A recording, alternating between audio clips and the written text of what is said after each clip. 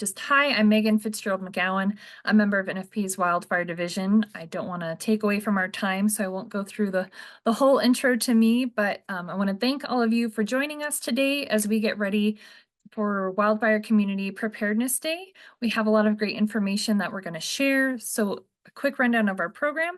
I'll provide an introduction into Wildfire Community Preparedness Day and the context around how it fits into the wildfire issues. Our guest speaker will dive into the science and research their organization is doing around homes and ignition. They'll highlight the critical importance of work done by residents to improve the condition of their homes and that first 5 feet around their structures, along with an overview of their home designation program and their new community program. And then we'll go into a little discussion. We'll be taking questions from the chat, and we'll end the day with an overview of the Wildfire Community Preparedness Day webpage and the resources available to you as you plan your own events, of course, inspired by what you learned today. So in my day today, let me grab this real quick.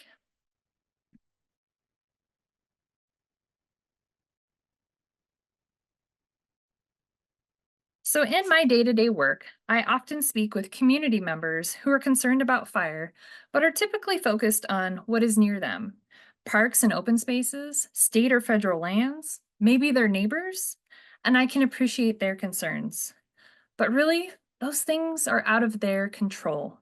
So we often try to turn the conversation back to what is in their control, and that is the condition of their home and property, and that they have the opportunity to do work there and to engage with their neighbors and community on steps that they can all take together to improve the safety and chances of their community withstanding a wildfire. Just a reminder that living in an area with wildfire requires annual commitment to action, and we can't be passive about it. And, all it takes is a first step. And that first step can be Wildfire Community Preparedness Day. So Wildfire Community Preparedness Day is a campaign that brings people together on a single day to raise awareness and rally around wildfire risk reduction to homes and communities. It started in 2014 as a service day for youth, think high schoolers and middle schoolers, where quickly those adults who were monitoring the pilot said, "Hey, we want to do that. Can we join in on the fun too?" And then it has grown into a national and even international program.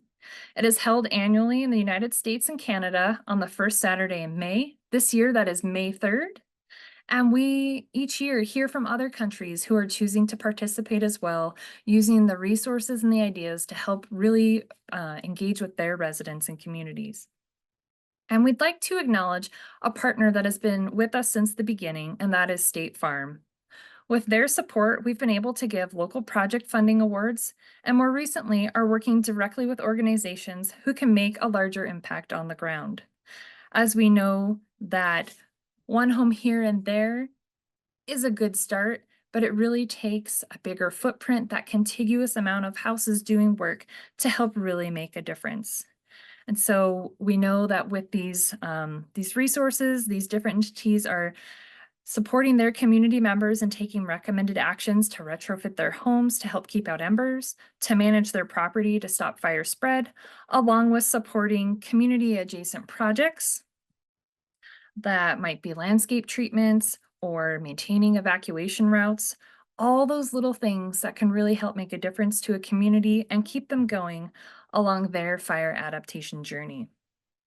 I just want to take a moment to recognize the organizations on the screen here are the ones who have received 2025 funding, and we are really looking forward to seeing the great work that they're able to support and do within the communities that they serve.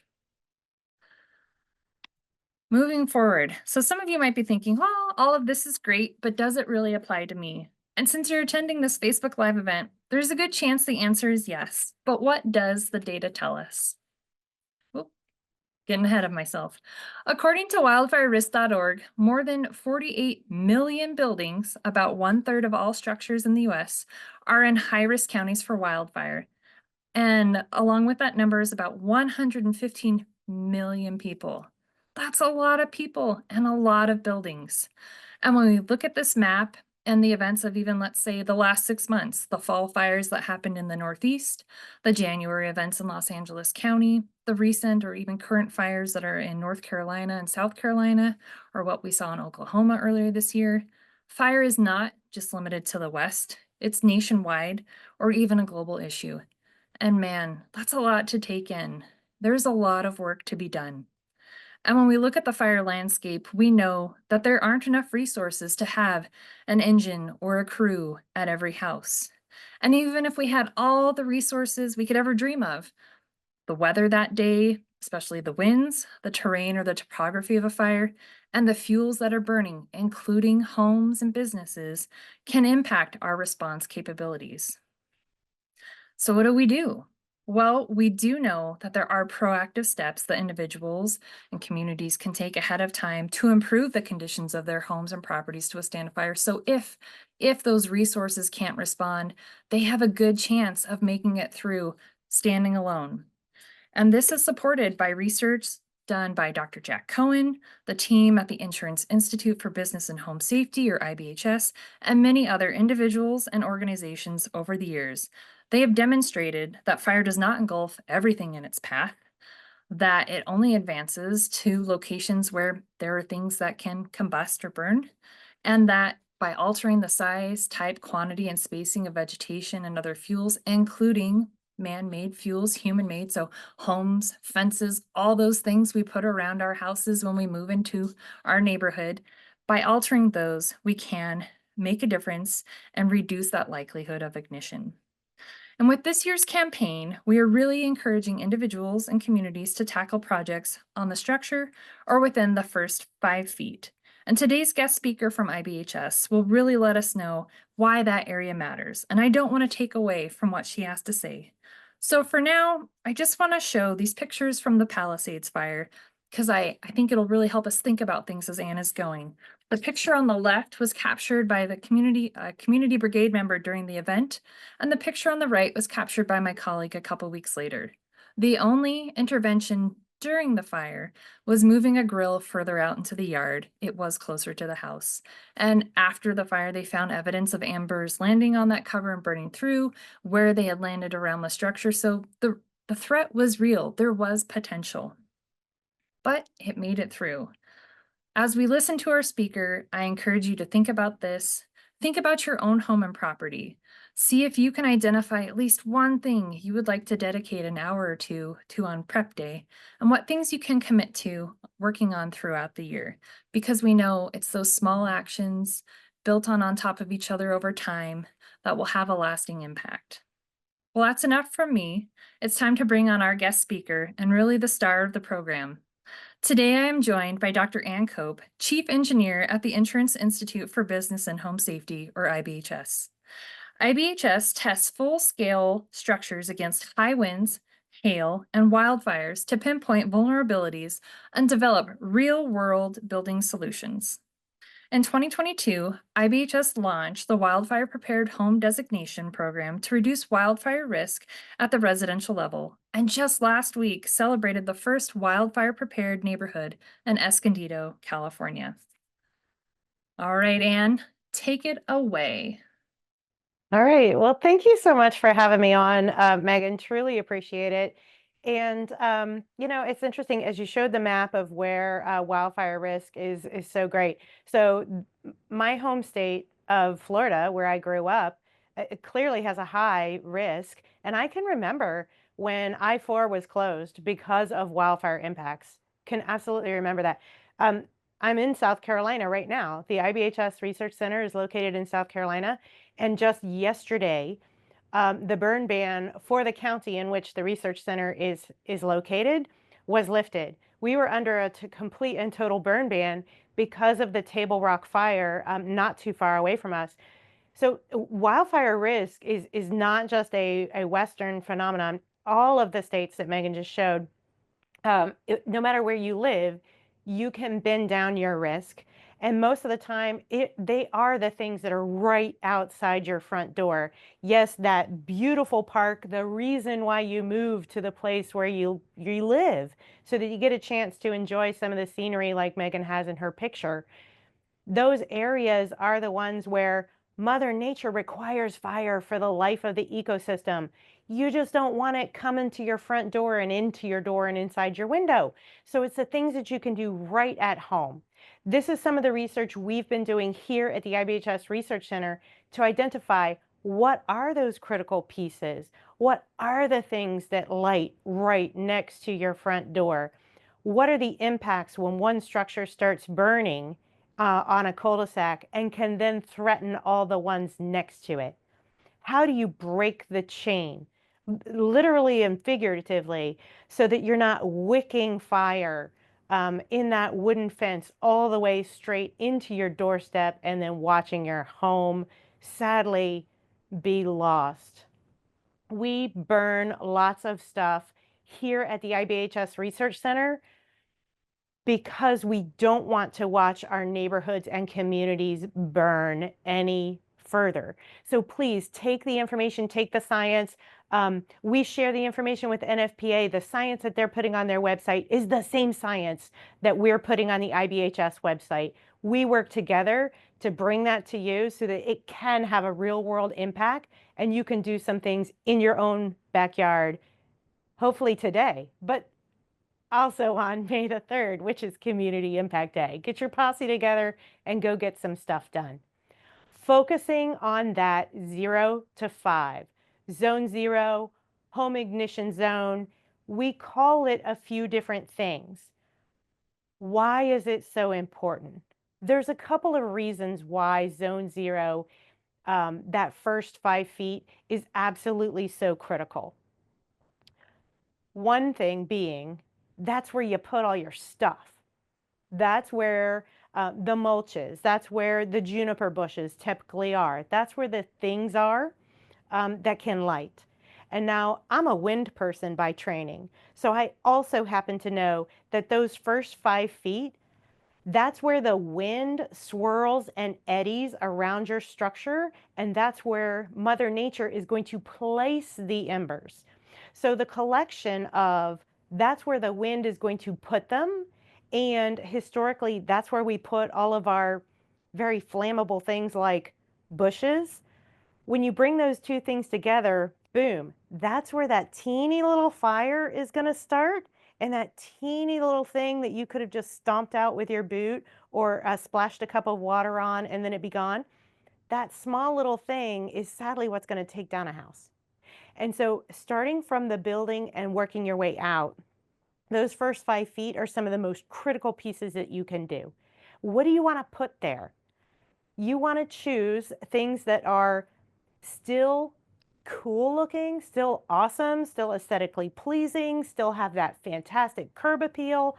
I am not telling you that you need to live in something that looks awful, but it needs to be adaptive to the wildfire risks that you face. Pavers, stone, pathways, wrought iron. These are things that you can put in the zone 0 to make sure that you're not, that when Mother Nature tries to deposit all the embers there, that they land on things that are not going to burn and cause small kindling fires and make ladder fuels that are going to lick right to your house. So this is a video of what happens when you do break the chain. Notice the side on the left looks very typical. It's a wood fence. It's got some shrubbery. It happens to also have wood siding. The one on the right, we've broken the chain by putting wrought iron. Now, a lot of people are like, oh, but wrought iron's see-through. There are other things out there. There are other choices out there where you can still have privacy, but not wick the flame right to your building. And it takes a while, which is why we have sped up this video, but that's the whole point. You're not there to put it out. These kind of things are going to happen on that really bad red flag day when embers are flying all around. And to Megan's point, we can't put an engine on every block. So the home on the right has the passive already built-in defenses where the fire is not going to lick right to the building. The home on the left was unable to defend itself because it didn't have the right non-combustibles in zone 0, and so it was an easy take for the fire. Megan described that fire wants to go in that pathway of least resistance. It's looking for the fuel. It already has the oxygen. It already has the heat because it's already going. It's looking for the fuel. And so we just need to break the chain so that the fuel's not going straight to the building. It is amazing how much that can do, how much it reduces the likelihood of your home igniting and then taking down all your friends on the cul-de-sac. It's amazing how much it can change. Here's another cool video. People love decks, so I always want to make sure to show a video of what does it mean when you have a deck. The 5-foot non-combustible zone, that just simply goes around your deck. You can still have a deck. You can see there are bushes burning out there, but they're not getting all the way to the deck because there is a 5-foot non-combustible zone separating that burning bush from the deck. On the other side, you can see we're spraying it down so that we're not going to ruin our concrete. We're having to mitigate that fire already. That will be an absolute total loss because the fire was able to wick right up there and get to the structure. So Megan mentioned wildfire prepared home, and now we also have wildfire prepared neighborhood. We have taken the science that has been decades in the making. This dates back to Dr. Jack Cohen, who came here and helped us set up our ember generator machines. But we've taken all of that work, the work that's been done in laboratories over decades, the work that's been done out in the field, the post-disaster events, and we have created, here are the things that you should do for your individual home to give it the best fighting chance that you can. All the stuff that's along the bottom there in the orange colors basically boils down to 3 things. Your roof. You got to have a Class A roof, and you got to keep the stuff out of the gutters. Building features. You want to make sure that your vents are ember resistant. You need 6 inches around the bottom because those big embers are going to roll right up next to your structure. And you want to make sure that you're maintaining under your deck and not leaving your firewood under there to catch your deck on fire. Those are the first 2 things. And then that third thing, these are the defensible space. So 0 to 5, non-combustible, like we just talked about. And then in the 5 to 30, you want that lean and green. You need to separate things. It goes all the way back to what Jack Cohen had put on one of Megan's first slides. Separate things so that you're not wicking the fire straight to your house. Oh, I want to mention the 0 to 5 includes things like those big garbage cans. They are highly combustible, and we saw that over and over again in the recent LA fires. So here's a great, here's an example. I'm going to go back and do that slide again so you can see it in full screen. This is Wildfire Prepared, and I'm about to show you from LA. Home on the left, beautiful home, and sadly it was lost. You saw all the greenery and everything right next to the structure. The structure itself was a non-combustible siding. It was stucco, and the things right up against the house sadly made a big difference. So individual structures, start right next to your front door, take a look at it, and then what is the impact to the overall community? When structures are very close together, they really impact each other a lot. The further that you can get them spread from each other, then they have less of an impact from each building to the other. Whichever neighborhood you're in, you're already in.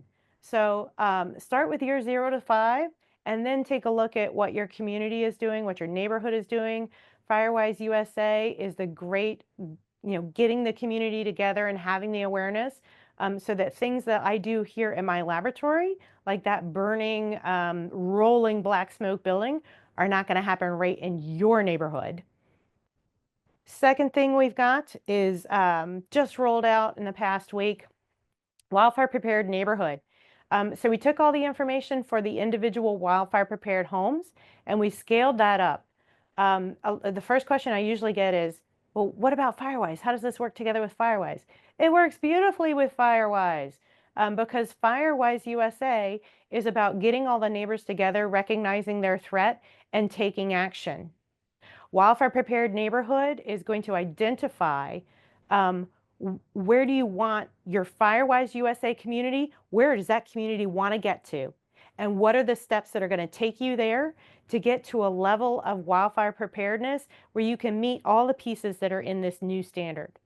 It talks about Class A roofs, spacing of homes, removing a link in the chain between the homes so that you're not catch, so that if one does sadly ignite and catch on fire, it's not leading to a conflagration all the way through the neighborhood. Brand new standard, go out there and take a look and check it out. And it works again, hand in hand with Firewise USA. Get your people together, set your goal step by step. Start with Wildfire Preparedness Day around your house and then together with your friends. We can do this. We can reduce the impact that wildfires are having in our communities, and we can start right now. So thanks for having me. I look forward to seeing what kind of questions are out there for us to answer, Megan. Uh, Thank you so much. You know, I have had the opportunity to hear and speak often, and every time there are just great extra takeaways and this information. It's so good. It can be hard to wrap our brains around. So I appreciate the videos, I think do a lot to really help show that. So we do have some questions. I'm going to start with one that we received and you touched on it, but I know fences are a big deal. So I want to make sure we Yeah. clearly address it again. So this individual asked, my neighbor wants to keep a wood fence, but I'm trying to convince them otherwise. Could we simply have a metal portion, which you showed, that connects the gate to the fence to the house and still have a wood fence around the house that is 5 feet away? So I think it's yes, Yes. but go Yes, ahead. absolutely. Yes, absolutely. So, and in the demonstration video that you saw, so that demonstration video where the one side burns and the other side has the metal, show that to your neighbor. Mhm. So person who's asking the question, grab that video. IBHS has a YouTube channel, and we also have stuff on our IBHS.org website. Go take a look at that video and show it to your neighbor, because that is exactly what you want to get after. You don't have to replace the entire thing. Make the part that connects to the house non-combustible. Yeah, and I think there's even I think people are picking up on this, right? And there's easy resources that people can grab that are panels already put together. I've heard people talk about almost like concrete kind of like boards. You know, there's a lot of options out there, especially I can appreciate trying to people match their aesthetics within their neighborhood, right? They want it to look nice. You want it to look nice. So in the neighborhood in Escondido, KB Home has got this new neighborhood in Escondido, the very first wildfire prepared neighborhood. They were able to get recycled steel, are the pieces of fencing. And so not only is it non-combustible, it's also recycled, which is great because that's very sustainable and good for the, good for the earth. So it only has to be that gate. Go out there, see what can be awesome, see Mhm. what can be recycled. More and more opportunities are coming to the marketplace. It used to be ridiculously hard to find anything that was non-combustible. It is getting much better. Excellent. Thank you. Let's see. Another good question. So it looked like the foliage outlasted the fence in the burn test. Do you have any recommendations regarding fences versus hedges outside of zone zero? So they recognize that zone zero. I think this one's a little tough, but you know, just throwing it out there in case you have some ideas. It is, well, what I want to add to the question that wasn't part of the question, but I want to add to it is the impact of drought. Mhm. So a lot of us, fortunately, are in places where we're not as worried about drought. But what we see is when big conflagrations happen. The fires that occurred in LA County, Lahaina, Marshall, Camp, these big events that really put markers on the timeline of chronology for wildfire impacts to our communities. They occur when there are terrible high wind events and you get a spark and it gets to a place where there is dense construction and there was evidence of drought, Mm. either a flash drought or a prolonged drought, but the vegetation is stressed out. Mhm. Um, for a wood fence, you're going to get differences in the amount of moisture content that's going to make it either easier to burn or less easy to burn. The vegetation is going to have stress on drought that is of a higher amplitude than building materials. And so I offer that as just something to consider. I don't know that there's an answer right now in terms of what's best. What's best is what works for your, what's best is what works for your neighborhood, for your aesthetic, what you're trying to get at, as long as you are not connecting it to your structure. And I think that's a good reminder that, while we can talk about generalities, a lot of this is very local, and there are excellent resources locally who can advise folks on plants to use, what is good for that area, and who are looking at drought impacts and can make Yep. those good recommendations where I just don't have, I can't know every state and every area, and neither can you. So that's a great general kind of feedback, but I would encourage folks to reach out to their local extension offices, fire safe councils, state agencies. There's all kinds of partners out there doing amazing work who can really help guide some of that.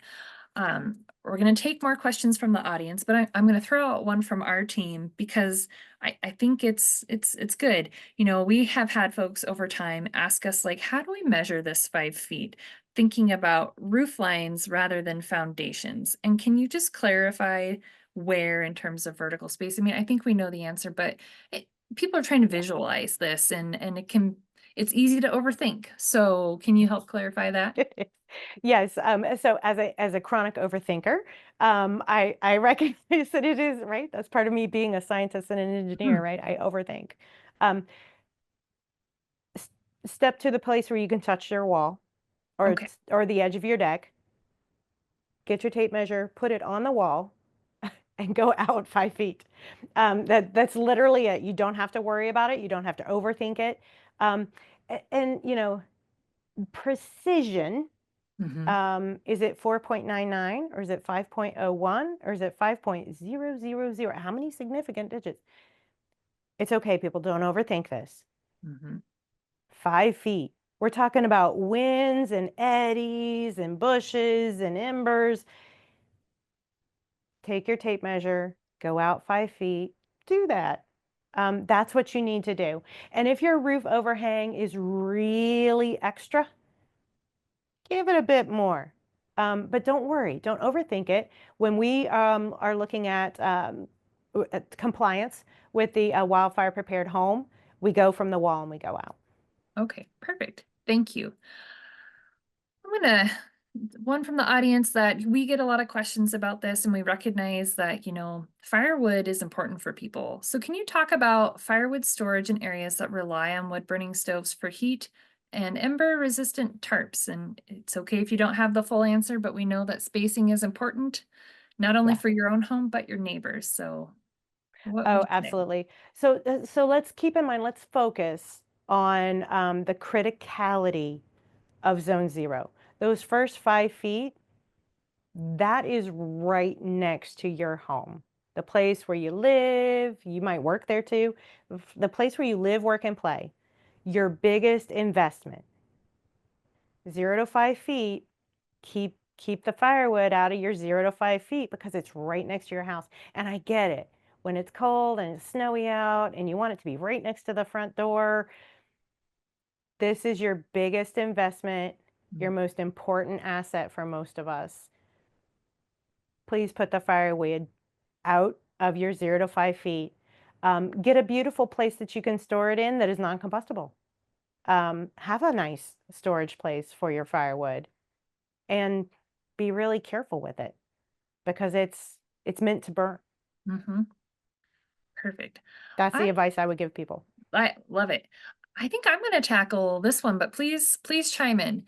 Do you have any suggestions or examples for how neighbors can combine efforts to make upgrades like vent screening, etc., to multiple structures at once? I love Oh, this go ahead. Yeah. question because this is what kind of Firewise is all about, right? Bringing neighbors together to help leverage each other's efforts, pool resources, and maybe go after funding that they can apply community wide. So I mean, that's where I would start. If you are interested and you're doing this, talk with your neighbors, see what everyone can bring to the table. And there are companies who do offer packages, who might be able to give you a discount, or your local fire expert might have money. I've heard excellent programs where small funds are made available to obtain like rolls of mesh or a bulk supply of these types of vents or these different things that can be added. So really that's where we bring in that kind of social science and people working together along with this hard science of the things we need to do. And so I would put that out there as an idea of it is talking to people and it's just getting in on it together. Anything else you'd throw out there, Anne? I want to double down on that because so we're talking about zone zero and how you can really make an impact on your house. And wildfire, it's a group assignment.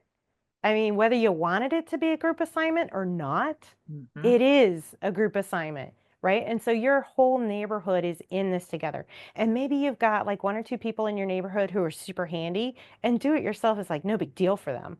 And then you have some people in your neighborhood who are like, I'm not getting up on a ladder, and Mhm. like, that's not me. I can't do that. I don't know how to hold the tools. Work together. There's something that the non-tool, non-do-it-yourself person, maybe that person is the one who's going to get everybody together and organize it and plan it and bring some snacks. And we need all the people in the community. And maybe the one is like, oh yeah, I could cut this mesh so that everybody has mesh for their vents. And now the whole community is going to have ember resistant vents. These are great things that we can do. And we are not as together in our local communities as we used to be. Mhm. We used to really see a sense of a neighborhood street getting together. Um, this could be that catalyst that gets you closer to your neighbors and gives you a sense of community and an opportunity to really make a difference in your community. So if you're an introvert like me and you're like, ooh, get outside your comfort zone and go meet your neighbors, and this is a great opportunity to do it. And I just want to reflect on that. I've had the opportunity over the years to attend local prep day events, where I've lived. And last year I went out, I think it was last year, with a community here near Spokane, Washington, where I live. And they had, people working on different things, a bunch of different projects going on. And then they had the gathering spot where another group of volunteers was putting together the meal that they were all going to enjoy after they were done. And we've heard time and time again over the years that that helps make a difference. You have the volunteers who can help do the work, but you might have the volunteers who can contribute in other ways. And there's nothing like sharing a meal after you've done a project to really help build those bonds of camaraderie and things like that. And to your point, that sense of community. And we have others that I've met with, they a lot of communities, they kinda know what each other's doing, like, they're with their neighbors. They keep an eye on things, but when you start talking, you can learn about when people are gonna be gone. You build those phone lists for when there's that emergency, looking out for each other, and it not just wildfire, other things as well, right? So, it's really this great way prep day can be a great way to start that process in your neighborhood if you're a little maybe you're new and you just don't know what's going on. Get out there, start asking questions. So, thank you for helping us highlight that. Let's see, there are so many excellent questions, and I want to make sure that we can tackle a few more. Here's an interesting one. How much of a difference does irrigation in zone zero actually make? I'm sure you get some of those questions about like, oh, what if we just water everything? But yeah. Yeah, yeah, so irrigation will make a difference in terms of keeping bushes healthy. But as my colleague Sharini has proven, we've burned a lot of vegetation here at IBHS to try to see how we can categorize different things.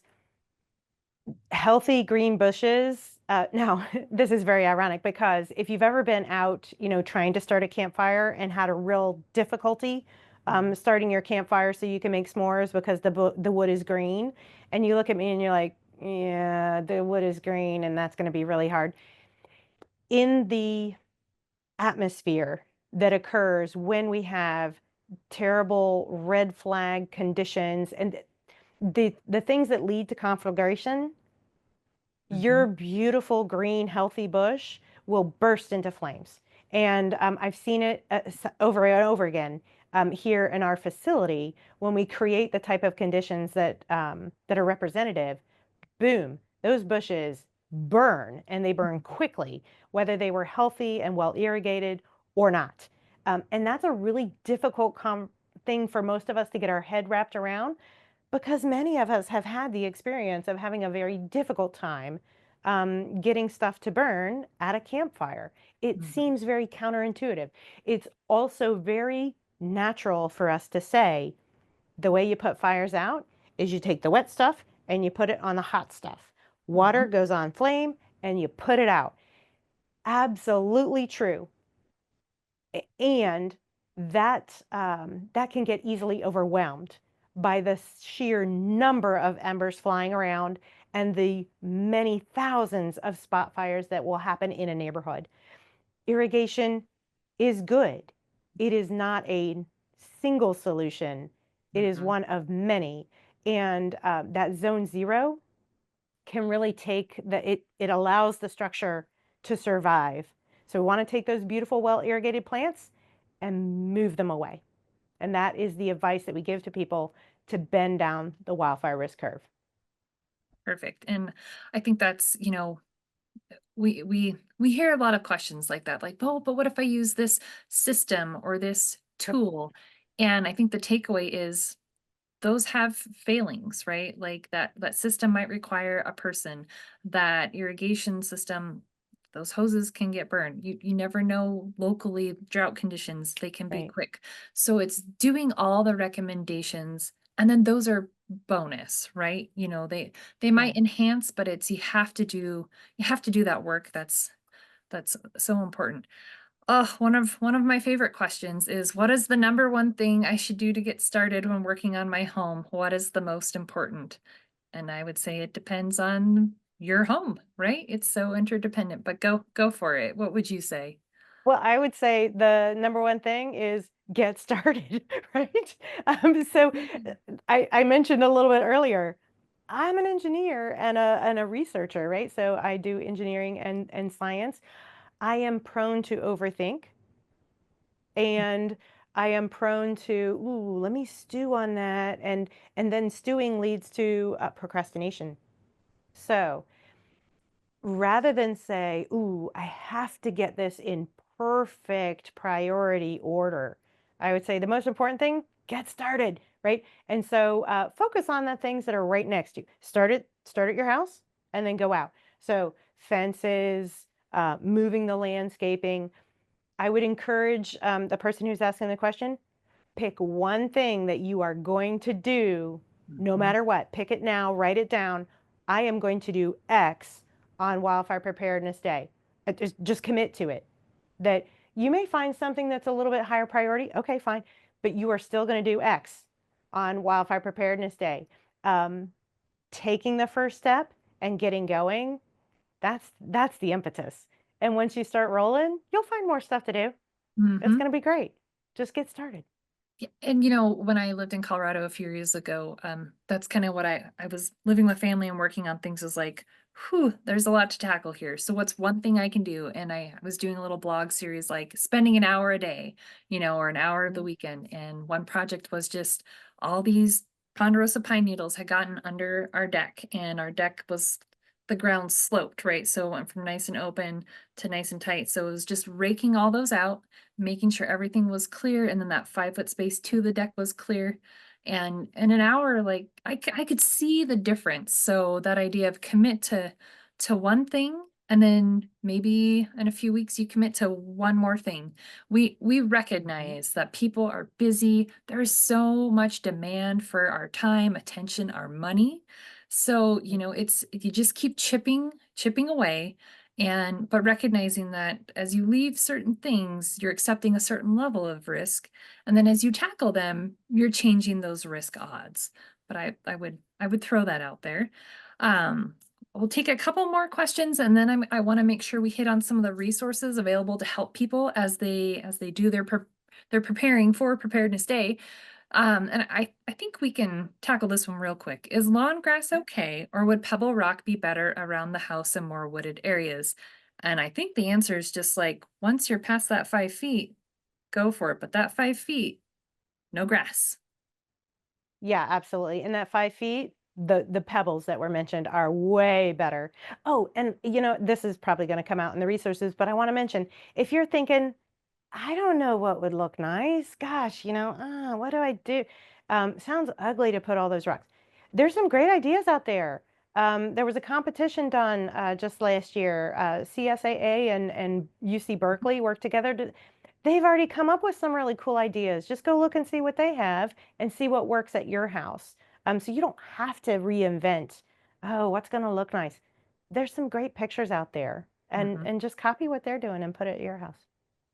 Perfect. This one is good. This is a structure related question. We haven't really answered Mhm. too many of those. What is the best alternative to enclosing the eaves? And closing the eaves. Yeah, there's a couple of different ways you can do that. Um, it, it's too complicated to describe. Sorry, I'm like, Fair. oh, how am I going to draw the picture? Too complicated maybe for hand motions on Facebook Live. But there's some great do-it-yourself sites out there, and there's some good information on IBHS.org about what you should do and how you should do it. Go look there, because when you're talking about eaves, you're talking about ventilation in your attic, and you need to get the building science right. Mhm. Don't If your attic is designed to be sealed, great. If your attic is not designed to be sealed and you seal it, you are introducing difficulty for your structure. And so that has to be done well. Mhm. Perfect. Thank you. Definitely not my area of expertise, so I appreciate the thoughts. This is a question where, and we get feedback like this. A lot of the recommendations that you see out there or the images are very much of one type of ecotype, looking at them, right? A lot of forested, not so much shrubs and Mhm. grasses. So the question is, do IBHS recommendations differ by ecotype, or not? And I think the science Mm. is the same, but what do you have to Well, yes. say? Yes and no. Here's the piece Okay. for Let me start with Wildfire Prepared Home. So Wildfire Prepared Home, the pieces in orange that were down on the bottom of the slide, that's Wildfire Prepared Base, and it is geared to make your home far less likely to ignite when embers come. And then the additional pieces that were listed in blue, that's Wildfire Prepared Plus, which is one more even higher. So Mhm. embers plus some of the radiant heat and flame. Now, thinking about, I live in a place where there is grassland. How much ember cast am I going to get? You might not get that much ember cast from the grassland, but as soon as one home ignites, game on. That home that is burning is going to create an ember field that is far worse than the ember cast that we see from forested areas and whatnot. So the wildfire prepared home standard does not differentiate based on you're in a grassland or you're in a forested area, because of the way that the other homes can be fuel that bring embers straight to your yard. Wildfire Prepared Neighborhood takes a look at the neighborhood and Mhm. all the things that are surrounding the neighborhood to figure out where's Embercast coming from, where is Creeping Flame coming from, and then what does the perimeter of the neighborhood have to withstand. So we do take it into account for the neighborhood piece, because that's an external threat to that neighborhood, but each individual home can be impacted by the other homes.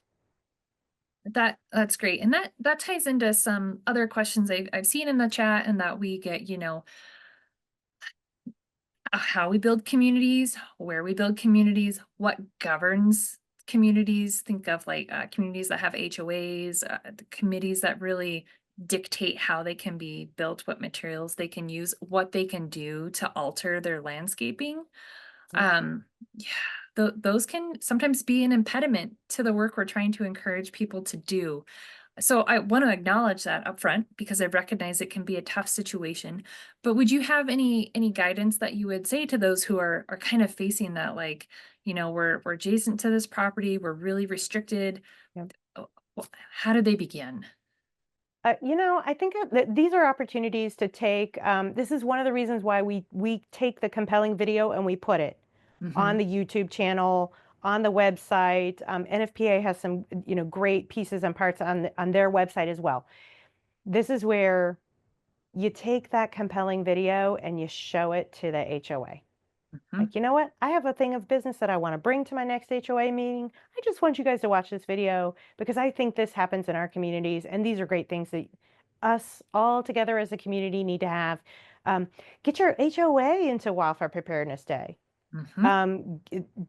Get your HOA into Firewise USA, or sorry, Firewise USA, of which USAA is a proud, sponsor as Yeah. well as State Farm. Sorry, it just rolls right off the tongue. But it's an opportunity with the compelling video to change hearts and minds into, but I need my bushes to, okay, I'm going to consider what you have to show, and I can see the science at play here. And there are things that are still going to be aesthetically beautiful Mhm. and work for our community. Perfect. Well, we're quickly approaching the end of the hour, and I'm looking at there's so many good questions still in here, and I want to thank everyone who took the time to put stuff in the chat, and just remind folks, there are a lot of great resources out there. I'm going to share some stuff from NFPA, but Anne, you guys have amazing videos on your YouTube. There's Yep. excellent resources on your website, and that stuff is just available for people, right? Like they Oh, can absolutely. Yeah. access it. IBHS is a 501(c)(3). All that stuff is available. Go get it, download it, show it to your HOA. Yeah, and this event is being recorded and will be available online later. So, if you found something compelling and you want to incorporate it into maybe a local presentation or discussion that you're having, you will be able to grab it, because I will throw out there, we are both from small teams trying to make large impacts nationwide. So there are different resources out there, and we can't be everywhere all at once, but we really want to support the work that all of you are doing and recognize that there are amazing partners on the landscape, fire safe councils, conservation districts, fire departments, so many RCDs, so many different nonprofits and experts out there who want to help you, along with the private sector. We are seeing more contractors and landscapers who are understanding this work. So as you're trying to look at tackling things and you feel like you're on your own, you're not. There's a lot of stuff to help you. But since we are here today to talk about Wildfire Community Preparedness Day, I would be remiss if I didn't share some of the stuff that we have to help you as you are getting started. So for those of you who are just ready to go straight to it, wildfireprepday.org is your direct URL. And then if you are on the NFPA website, you can find the information under events, or this search bar is great and it'll pop up all kinds of things. If you put in Prep Day, we've got some blogs to help you with communications that have examples. There is, our piece this year really highlighting that 5-foot space and why we are pushing it, but there's a link to the main page. So as you decide, yeah, I want to be the rallying spirit in my community to get people going, there are things to help you get started. So we have resources around the home ignition zone, and we touched on it, but we didn't spell it out this time, and we do in a lot of our presentations. But when you look at the home ignition zone, it goes out to 100 feet. And at least for me, when I look out from my wall out 100 feet, I'm well into my neighbor's property. And that is why we say you need to be working with each other, because you directly impact each other's safety. So there's information and downloadable resources if you follow that link. We want to get people promoting what they're doing. We want to celebrate what they're doing, and we want you to promote to your community members. So if you put your project on the map by April 10th, we are sending out free banners to those, so you can have it at your event, promote what you're doing, share all those wonderful things. If you are an organizer and looking for like, all right, how do I even talk about this? We have a toolkit, and it's got, a list of project ideas, safety tips, and one resource I really love, which is a proclamation. It's great when we're all promoting and saying we should do this, but if you can get the buy-in from your local leadership and they can declare this is prep day and we're all going to participate, promote it in the local media, that is a wonderful way to get more people on board and moving things forward. So that's all in that toolkit. We also have a flyer and a fact sheet to help you speak about it, because we're not all wildfire experts and some of us only have expertise in certain areas. So we want to make sure that you are confident in what you are saying and what you are sharing. If you are really savvy with social media, we have some updated cards to help you out. And I think they look real sharp. So they're newly done as of this year. You can click on this link and browse all of them to see. We have videos that you can share. And then new as of yesterday, we have some Okay. products. So we're trying something out this year, and we have some different resources that you can purchase to help promote your efforts, including a door hanger. One side is a checklist of all those different things you can do from an individual and community safety perspective. And the other side are here, 5 things to tackle in your 5-foot zone. So that's new. We have some magnets. I'm going to touch on this third one in a second. We have some drawstring bags and some temporary tattoos, but to me, the most exciting piece, and we stole this idea from another partner, is a keychain measuring tape that goes out 5 feet. It's hard for people to grasp 5 feet. It's not that big, but it sounds huge, especially because we're asking people to change things that they value, things that they love.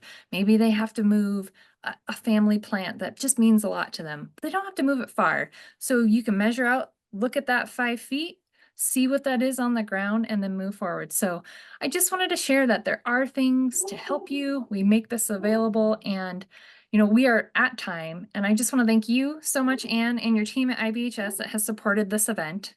I want to take a moment to really thank all of the partners and collaborators out there on the ground who are supporting communities as they try to move forward, whether it's just through their expertise or maybe opportunities for funding, but really all of you for attending who say, I want to make a difference.